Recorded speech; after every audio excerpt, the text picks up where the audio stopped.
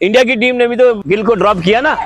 एक फेलियर आदमी जो तीनों फॉर्मेट खेलता है और पिछले 5-7 साल से लगातार खेल रहा है, अनुज रावत, वो खेले चले जा रहा है।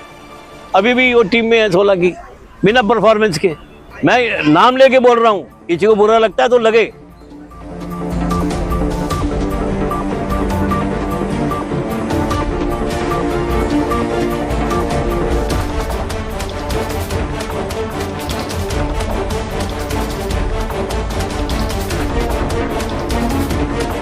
सर, अगर आप दिल्ली की क्रिकेट की बात करते हैं, आपने दिल्ली की क्रिकेट का वो दौर देखा है, सुनहरा दौर देखा है, जब दिल्ली के 1 नहीं 2 नहीं 5-6 खिलाड़ी राष्ट्रीय टीम में खेला करते थे। दिल्ली का जूनियर में और सीनियर में बहुत जबरदस्त दबदबा हुआ करता था। एक वो दौर और आज का दौर कैसे बताएंगे, कैसे देखते हैं इन सबको? दौर क्या होता है कि मैं उसको रिलेट करता हूँ एक दुकान से। एक दुकान का मालिक का लड़का या मालिक छोटी मोटी बेईमानियां कर रहा है ग्राहकों के साथ, तो उसका जो नौकर है वो देख रहा है ये बेईमानी कर रहा है, तो वो भी थोड़ी सी बेईमानी करेगा। जब वो बेईमानी करेगा तो वो देख रहा मालिक कर रहा है, मैं भी कर रहा हूँ, तो मेरे को रोकेगा नहीं। वो बेईमानी बढ़ते बढ़ते बढ़ते अब इतनी बड़ी हो गई है, वो घाटे में तब्दील हो गई है। वो घाटा होने जा रहा है, हो गया है। अब हम जो है क्रिकेट के दिवालियापन पे आ गए हैं। हमारा दिवाला पिटने वाला है, पिट चुका है, बेसिकली अनाउंस नहीं हुआ, मगर हम क्रिकेट, दिल्ली क्रिकेट का दिवाला पिट चुका है, अनाउंस नहीं हुआ है। This is only because of हमारे एडमिनिस्ट्रेशन, क्योंकि जब हमारा एडमिनिस्ट्रेशन ठीक नहीं होगा तो नीचे वाले सारे खराब होते चले जाएंगे। आप ब्लेम करो, ये हो रहा है, वो कर रहा है, वो किसी को ब्लेम करने की जरूरत नहीं है। अगर जिस चीज़ की अब टीम हारती है, कोई एनालिसिस नहीं होता, किसी के ऊपर अकाउंटेबिलिटी नहीं है कि भाई तू साला बता तेरी टीम क्यों हारी है, तू बता तेरी टीम क्यों। अब हम 25-25 आदमियों की टीम भेज रहे हैं, क्यों भेज रहे हैं 25 आदमियों की टीम? किसको, बच्चे को यही नहीं पता कि मैं 15 के अंदर हूँ या नहीं हूँ। बच्चे को यही नहीं पता कि मैं खेलूंगा या नहीं खेलूंगा। बच्चा बाहर जो 15 के बाहर जो बाहर बैठे हैं वो कितना ह्यूमिलेट हो रहा है। स्कूल छोड़ के जा रहा है, कॉलेज छोड़ के जा रहा है, पढ़ाई छोड़ के जा रहा है, वहां जाके देख रहा है उसका नाम ही नहीं है। तो पैसे, मतलब वो जाके सारी चीजों के बाद भी ह्यूमिलेशन है।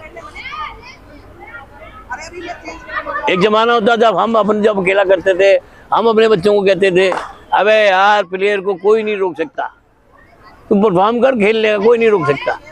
आज उल्टा हो गया है, आप परफॉर्मेंस दे लो, उसके बाद ही तुम्हें अप्रोच चाहिए, उसके बाद ही तुम्हें पुश चाहिए, बगैर उसके आपका काम ही नहीं हो रहा है, खेल ही नहीं पा रहे आप। कैसे दिल्ली क्रिकेट टीम शुरू होगी ये तो भगवान ही जानता है। लेकिन महिला क्रिकेट रनर्स अप रही है अभी एक ही उसमें। महिला भी आगे चल के महिला का भी हाल खराब होने वाला है, हो रहा है धीरे धीरे। क्योंकि अब देखो आप हमारी दिल्ली की ये कह रहे हैं अच्छा हो रहा है, कौन सी लड़की ऐसी है जो इंडिया की टीम में खेल रही है? आप बताओ, 2 लड़कियां सिर्फ, 2 या 3 मुश्किल IPL में, WPL में। वो तो सबसे बड़ी दिक्कत ये होती है जब आपकी टीम हारती है तो फिर होता क्या है, सुनो, हम WPL में या इंडिया में क्यों नहीं आ रहे? एक मैच तेरे को खिला, एक मैच उसको खिला, एक मैच उसको खिला, एक उसको खिला,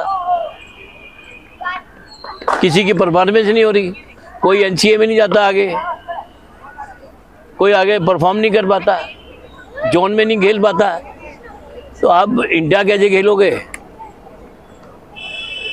पहले एक बच्चा उसे पक्का होता था कि 15 की टीम बन गई है, वो 15 में से खेलते थे। आज 25 की टीम बनती है और उन 25 में भी हर मैच में बदल जाते हैं 8-8, 5-5।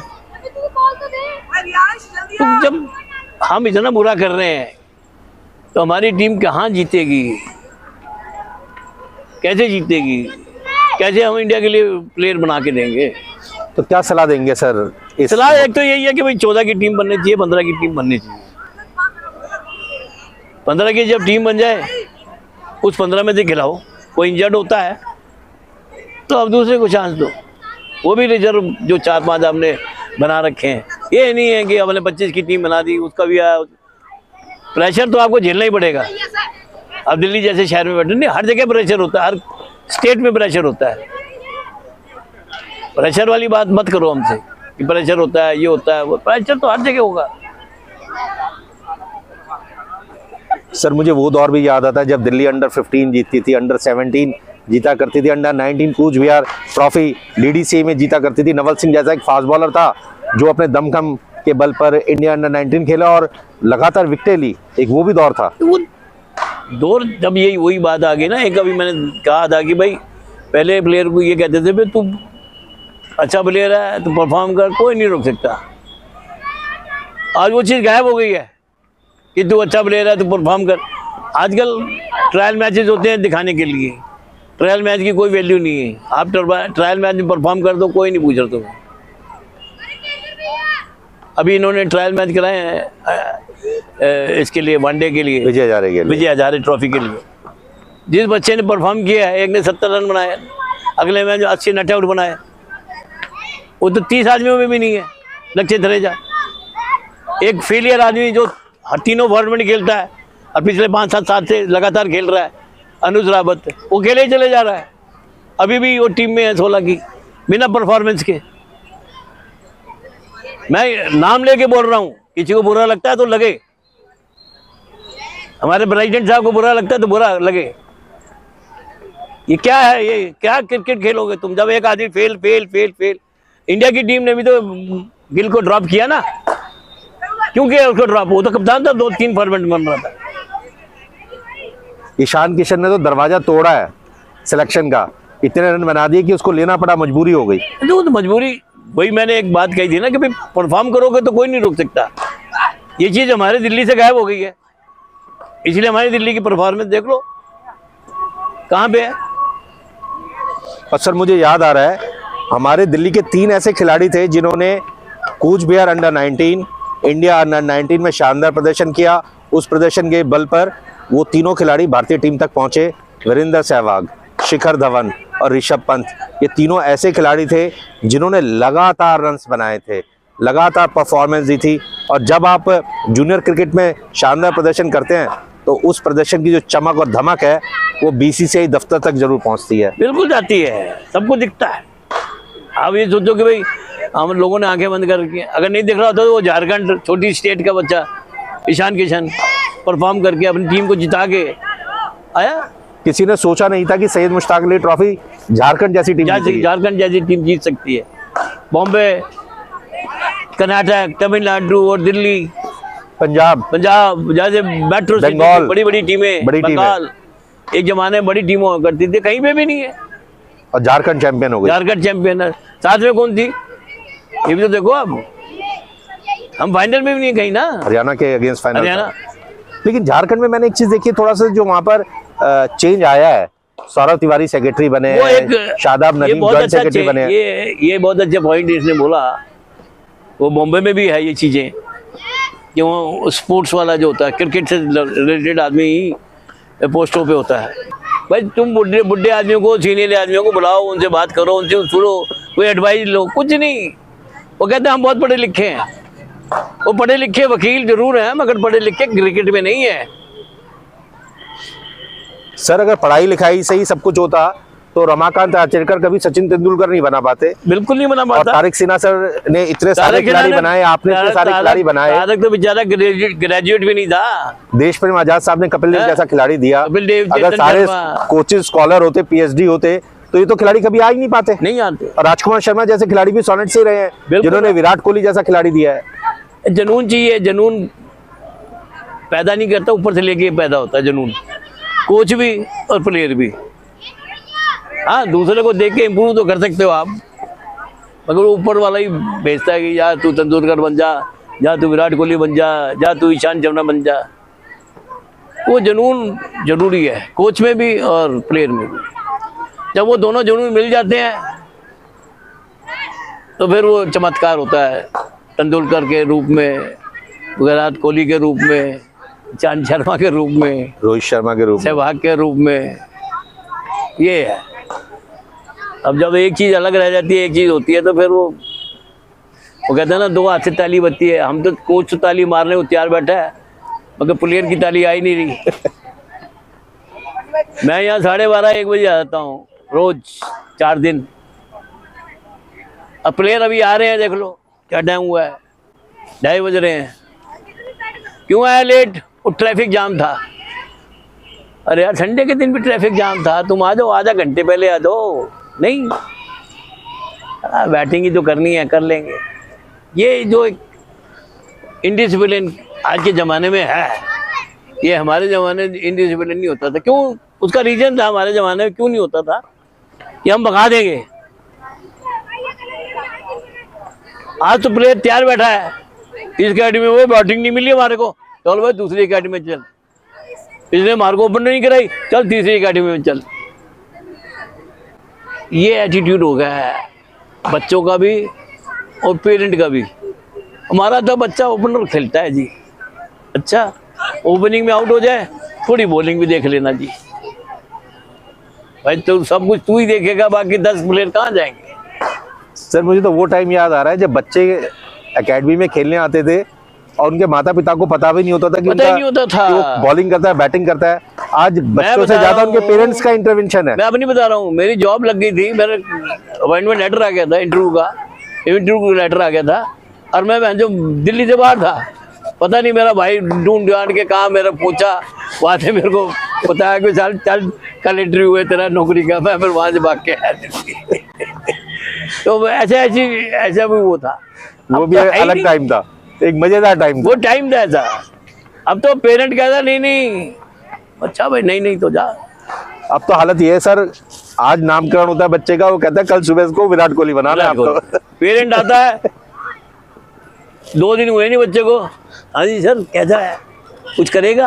अरे भाई ऐसा इंजेक्शन तो मैंने कोई बनाया नहीं है जो मैं उसको लगा के देख लूँ कि इसका खून में कितने प्लेयर बनने के गुण है। बहुत एक्सपेक्टेशंस बहुत ज़्यादा हैं पेरेंट की, क्योंकि बच्चे को नहीं पता होता। छोटा बच्चा होता है 8-10 साल का, उसे क्या पता है? उसे खेलने का शौक होता है, उसका खेलने का शौक भी मार देते हैं एक्सपेक्टेशंस में कि तू प्लेयर बनेगा, तू ये खेलेगा। और यार कुछ नहीं तो चलो डीपीएल अब शुरू हो गए तो डीपीएल ही खिला दो, आईपीएल नहीं तो क्या करोगे? अगर एक कोच के हाथ में ही हो डीपीएल खिलाना, तो सारे उसी के पास आ जाएंगे और फिर भी 11 ही खेलेंगे ना। 110 अगर आ गए आपके पास तो खेलेंगे तो 11 ही, बिल्कुल, बाकी कहाँ जाएंगे? ये कैलकुलेशन ये समझ नहीं है पेरेंट्स को। चलिए सर, अंत में इस बातचीत का अंत मैं एक आपसे बहुत साधारण सा सवाल पूछना चाहूँगा। आजकल हर एक छोटे छोटे पार्कों में, गली मोहल्लों में, स्कूलों में एकेडमियाँ खुली हुई हैं और बहुत सारे ऐसे कोचेस बने हुए हैं जिनके क्रिकेट के ज्ञान के ऊपर मैं कुछ कहना नहीं चाहता, तो आप उसको कैसे देखते हैं सर? माता पिता उन कोचेस से कैसे निपटे? नहीं, उनसे कोचों से निपटने की जरूरत नहीं होती है। एक्चुअल में क्या उनका कसूर नहीं है, वो एकेडमियाँ इसलिए फल फूल रही हैं कि पेरेंट बहुत छोटा बच्चा होता है तो उसको दूर कैसे भेजें? दोनों वर्किंग हैं, उन्हें भी विश्वास नहीं किसी नौकर के साथ भेजें और किसी और के साथ भेजें। तो ये इसलिए वो 40-50 बच्चे हर जगह एकेडमी में मिल जाते हैं, अड़ोस पड़ोस के जो होते हैं, विद इन आधा किलोमीटर एक, जहाँ बच्चा पैदल जाके भी आ सकता है या रिक्शा में जाके भी आ सकता है।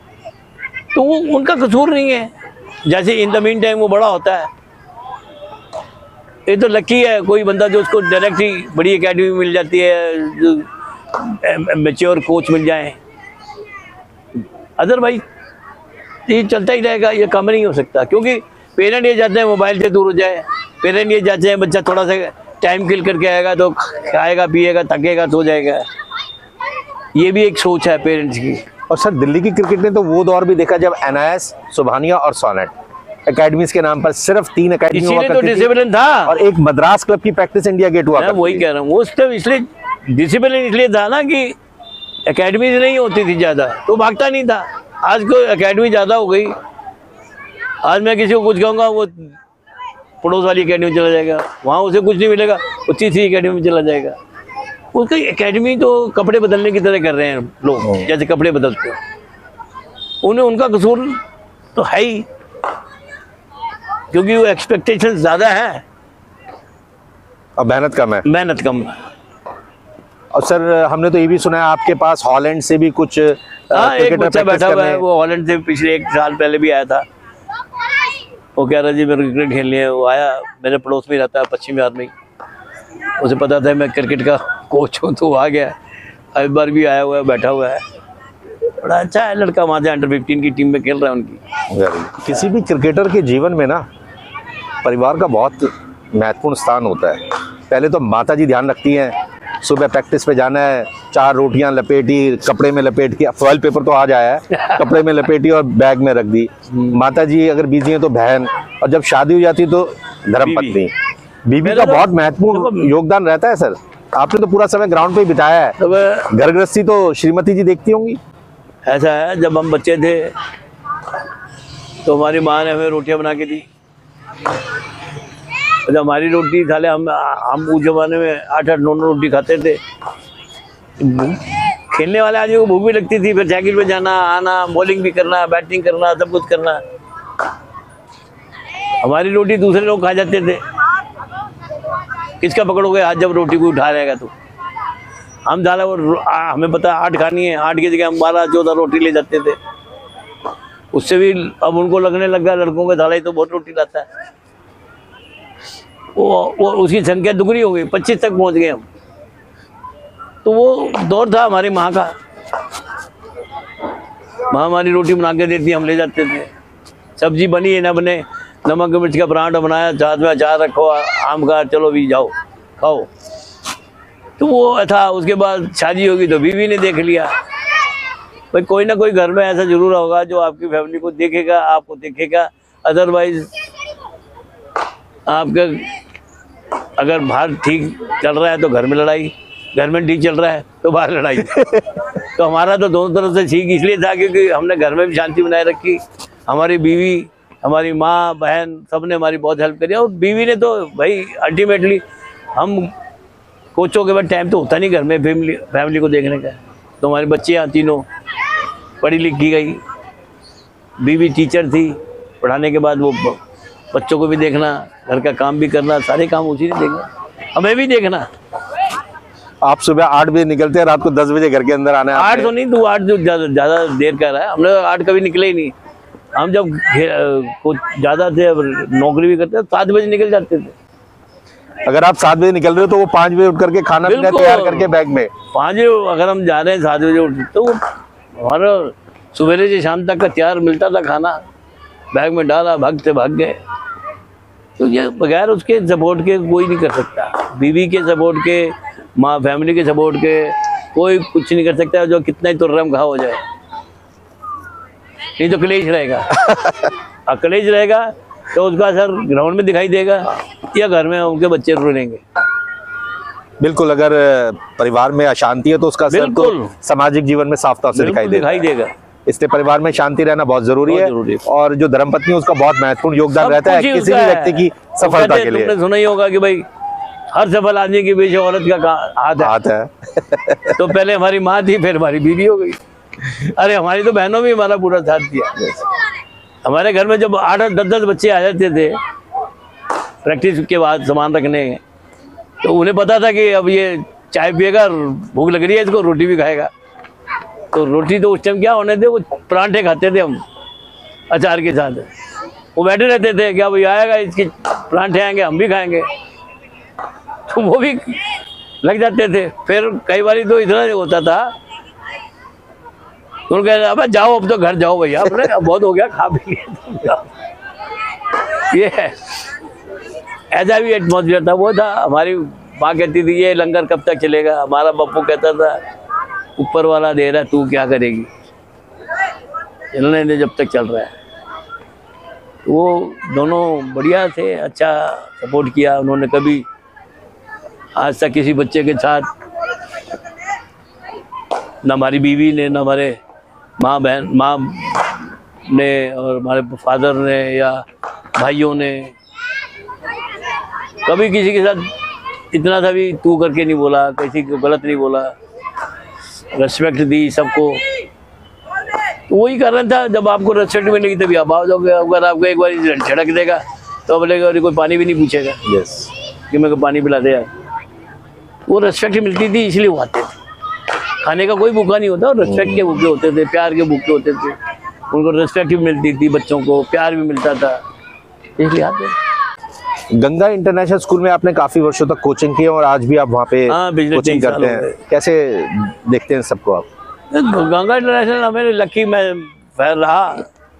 हम गंगा इंटरनेशनल ज्वाइन किया तो सुशील गुप्ता जी ने हमें, दिलेर आदमी थे,